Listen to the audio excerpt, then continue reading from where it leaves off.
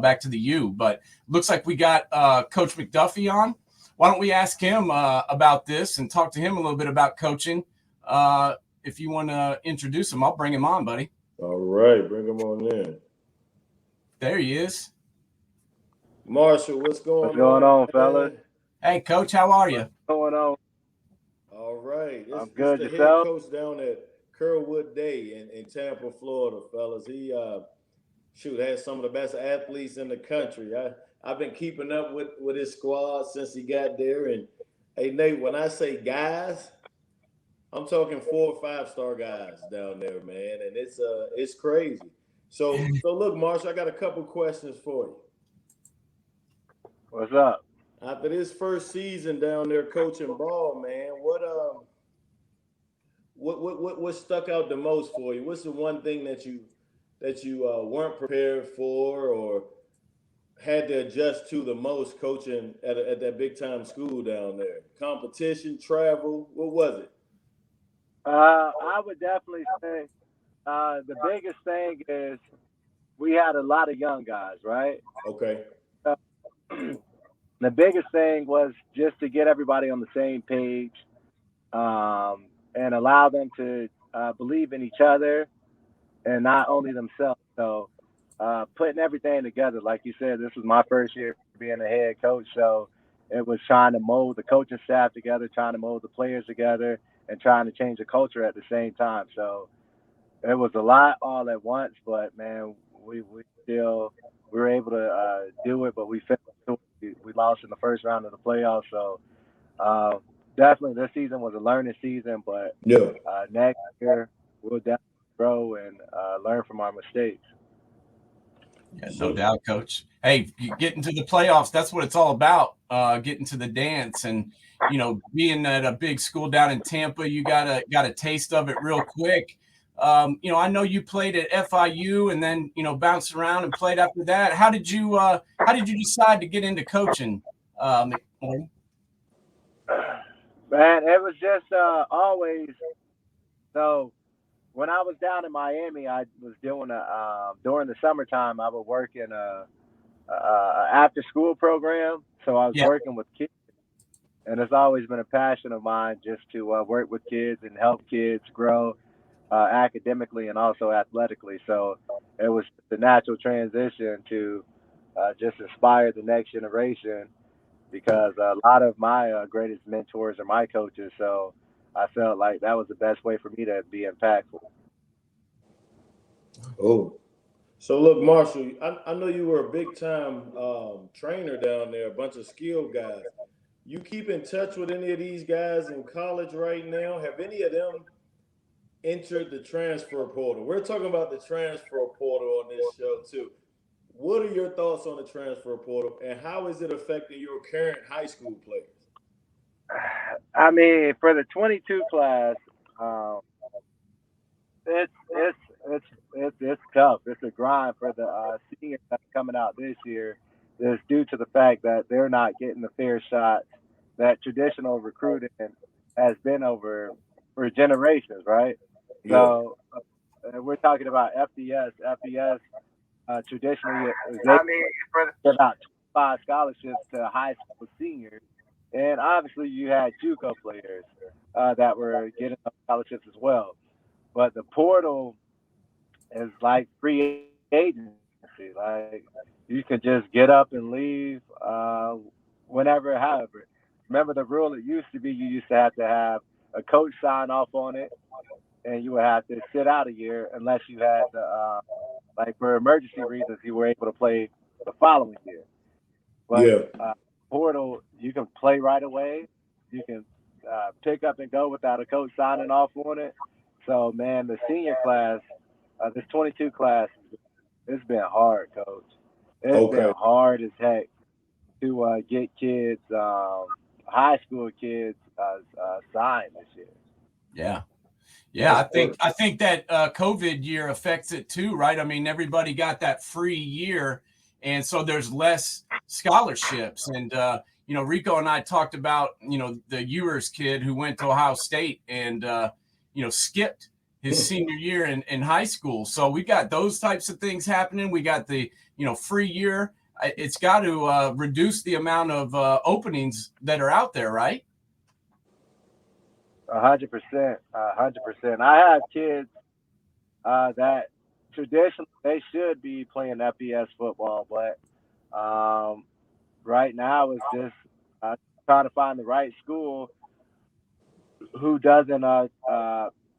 Right now, the only schools that you get a fair shake are high academic schools because they don't go in the portal as much, but still they're getting portal kids as well. But traditionally, FBS kids are looking at FCS D2 scholarships if those are available because it's just a dominoes effect. FCS kids transferring to D2 are going NAIA D3, so it's just a shakeup for all of the NCAA, no matter what level it's on. Well, we have players that have entered the portal here at Allen, and I'm just thinking how many kids must be in the portal. I'm thinking, we got guys who are transferring at every level, right? But even starters. So I wonder if guys are looking like you want to get in the portal, but there's guys who are entering the portal who made all conference.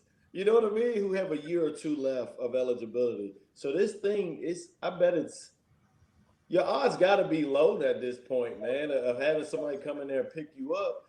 Because you got all conference guys in there. You got big time guys who start and contribute. And those are the guys you're talking about, Marshall. They'll go and grab a guy with a year or two eligibility left because they know that he's proven, he's a quick fix. Rather than get that player on your squad or somebody else's maybe who needs a little bit of development. So it's a trickle effect for sure. Right.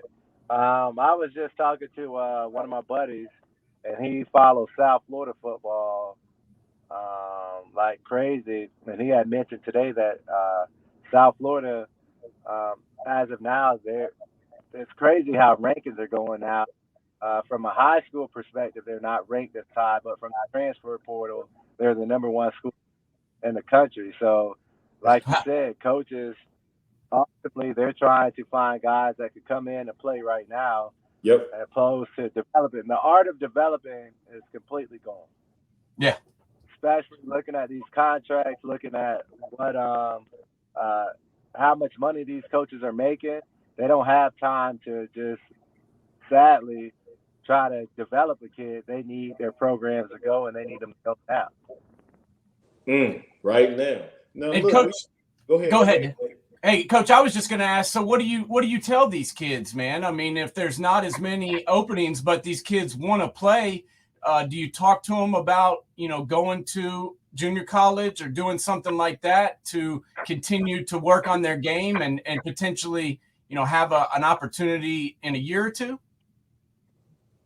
Yeah. So right now, since it's so new, kids don't understand the impact of it, right? So they're still thinking, oh, this is last year recruiting the year before.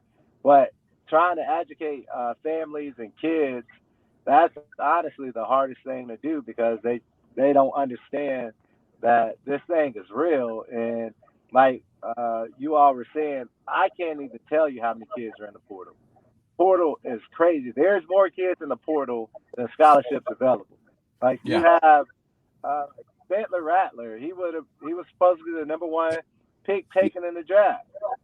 He's in the portal. So are you going to recruit the number one high school quarterback in the country or the number one overall draft pick in the country? So parents and kids, at least from my standpoint, they don't understand the impact of it and still expect the same results as what they've seen people in the past have gotten, but that's not realistic. Yeah. So my question for you, Coach, how are you getting all these schools to come through your program? I was going through the pictures and everything on your Twitter. I mean, all I saw was Power 5 and Group of 5 coaches. Like, how did you start that? I know you don't want to give out your secrets, man, but I saw pictures with, listen, I know it's competitive down there. I saw pictures with LSU, Georgia, Florida, Utah, Oregon, Penn State, Michigan State. Like, damn. Hey, Nate, I'm telling you, Nate, he has guys. You had some guy fly down there. Was it? I guess it was last spring maybe? From Georgia. Listen, man, how did you get that going? On an average, how many coaches come through there on this during the season? Right now, since it's my first year as head coach, the average, I don't know, but within the past 2 weeks, over 40 schools have come through. So it's been definitely insanely busy. But 40 schools. But it's been just great for the exposure for the kids. Yeah. It's been great. I know the coaches are excited to be on the road again because last year they were unable to get on the road and coaches and see kids. So it's just definitely you know how it is. It's all about who you know. It's about networking and just, for sure. Coaches, you just putting a good product out there, so coaches are constantly coming back because, like you said, I developed kids in the past. Yeah, training from word. So look, I know you got the safety. Yeah. I know you got a safety who's the number one player in the country. How many guys on that team right now with Power 5 offers? I'm just being picky right now. I'm being nosy. How many you got on that team right now with Power 5 offers? Power 5, I want to say 13. Damn. That's a whole side of the ball, Rico. What? Listen, I knew it was gonna be something crazy just by how many coaches came through there, and I see him tweet all the offers. So, man, we appreciate your time, Marshall. You got something else to ask, Nate? Yeah, I was just going to ask real quick. My last question was, there's some different schools of thought out there about, the development of kids and letting them play other sports. And I was just wondering, with all your D1 guys and all the talent you got, do these kids play, basketball and play other sports, or are they all mainly focusing just on football? No, so I encourage my kids to play other sports. I feel like sports are like crops, right? Like each season, watermelon doesn't grow all year, corn doesn't grow all year. I think you harvest crops at certain times, and that makes the best crops. And I feel like other sports, when you play other sports, it makes a more well-rounded athlete. They transition better. They are in different cultures better, so they're able to handle different situations better. They're using different muscle groups. They're playing with different players and teammates. So the ability in each sport teaches you something different. Hand and eye, foot speed, reaction. It's all relative to the game of football, basketball, baseball, whatever they're doing. So all my kids, they play. I encourage them to play at least basketball, get on the track, play baseball. My best safeties, like Rico was saying, I feel like if you want to make a complete DB, make them play baseball because it teaches them how to track balls. Yeah. No, I think that's the way to go. And Coach, thank you so much for coming on with us. We wish you all the best of luck in year 2, and hopefully you'll come back on and talk to us about some of these kids and where they're going. For sure. And appreciate it for you all inviting me on. Fan of it. Keep doing what y'all are doing. And man, anything you need, I'm here. Man, we appreciate it. All right, thanks, Coach. Give us a retweet. Yeah. All right, Coach. Thank you, buddy.